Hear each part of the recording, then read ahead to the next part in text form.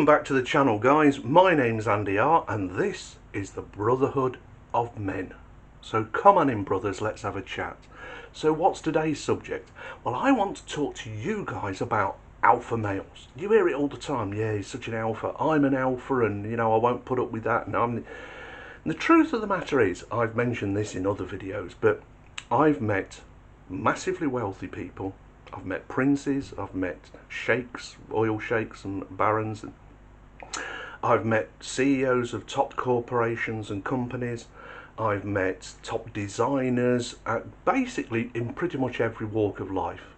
I'm 56 now, and I can honestly say, hand on heart, I've only ever met 2 alpha males. That's right, I'm going to say that again, 2 alpha males. I've met thousands upon thousands upon thousands of men, and I can honestly say I've only met 2 alpha men.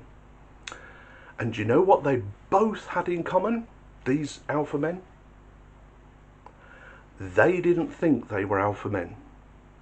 They never called themselves that. They never called themselves a boss, a king, an alpha, any of those things. No, they didn't. But I can tell you, they were. And that's a really important thing you need to take on board, guys.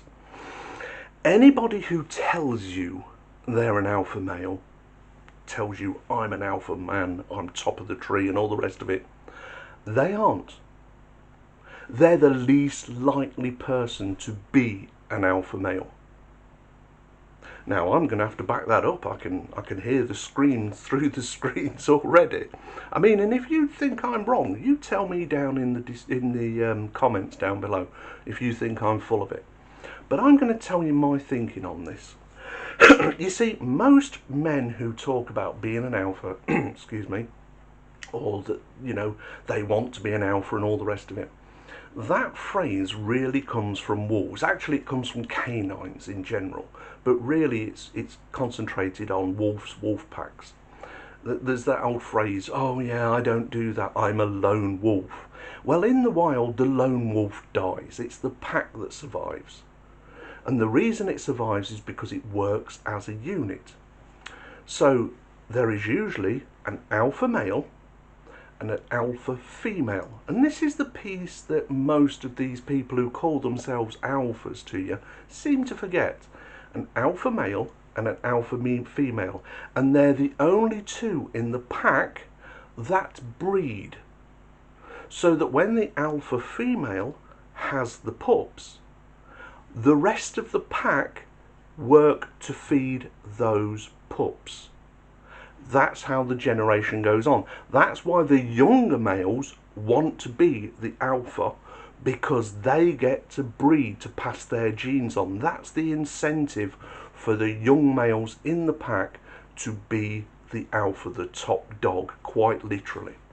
And it's the same for the females. They want to depose the alpha female because they want to have pups, have their DNA passed on. But the thing is, only the alpha male and only the alpha female do breed, and if any lesser female becomes pregnant, as soon as she has those pups, the alpha female or the alpha male will kill them, because it's taking resources away from their pups, from their litter. And it's the same with the alpha male. He has to defend his situation, his place at the top of the pecking order. He has to keep showing why he's the alpha male. So why is he the alpha male? Well, this is something else all these guys who call themselves alpha males don't realise. The alpha male isn't necessarily the biggest dog in the pack, isn't necessarily the biggest wolf, hasn't got the biggest teeth.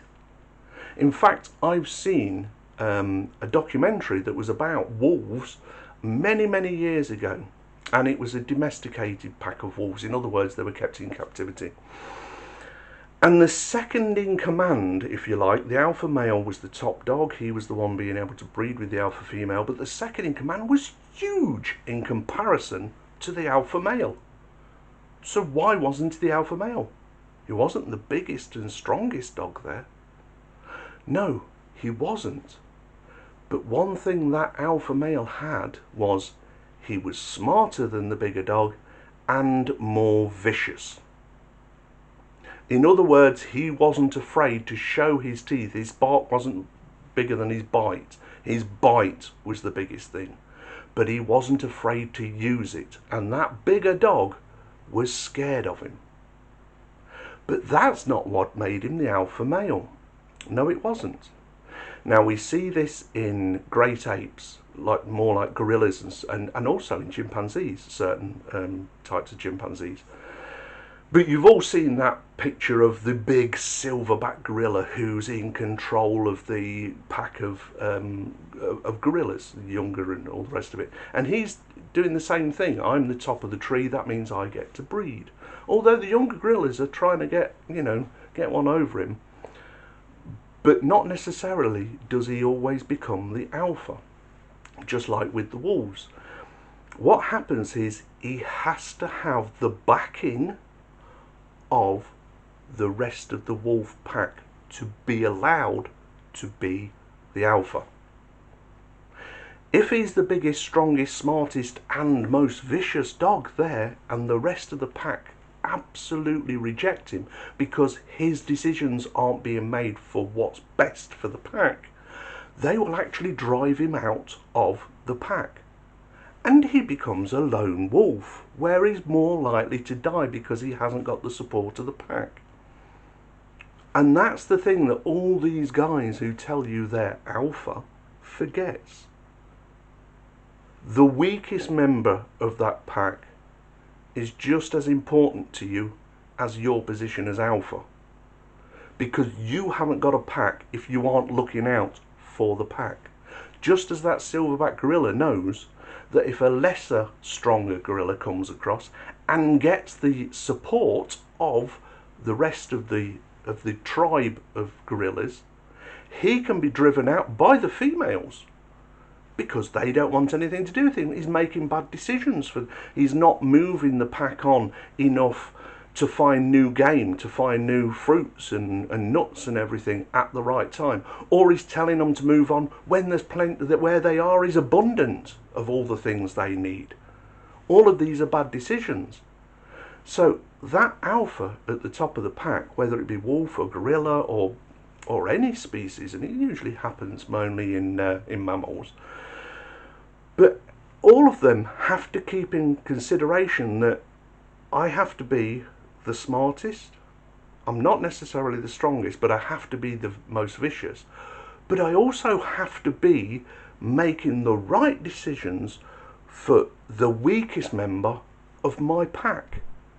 Not just my alpha female, it's not just us against the world, it's the whole pack, because it's the whole pack that brings up my cubs. So I have to find the best place, first of all, for my alpha female to birth those cubs. Somewhere that's safe, that can be dug out, that can be defended, isn't going to be predated on by a really big predator, like, something that I can't fight off or my pack can't even fight off. They have to find where the prey is, and also how well that prey is going to feed the pack.